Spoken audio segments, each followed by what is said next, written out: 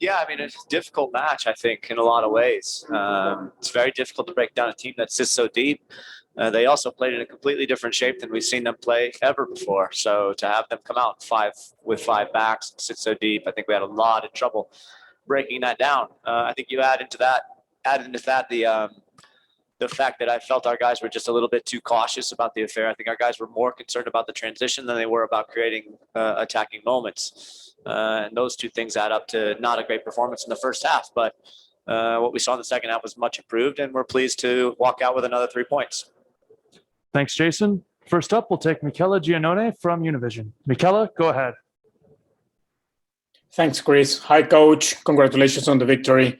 Andres was a 6 from the beginning, and we saw Jackson as the game progressed to be more involved in the offensive game. Was that by design, or it was just how the game played at the end? Thank you. No, yeah, Andres was given the role of the single pivot for us tonight, and I thought he was a player like the rest that took him a while to come into the game really well, but I thought the second half was very positive for him. You know, Jackson was dropping very deep in the first half, as well as Johnny. So I felt like we really had 3 players that were dropping into deep spaces and not occupying high enough spaces. So that was an adjustment we made at the halftime, and I thought it worked well.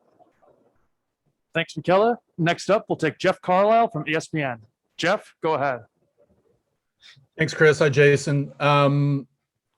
What was the key to kind of getting behind them in the second half? Because it seemed like you were able to find a lot more space out wide in that second 45.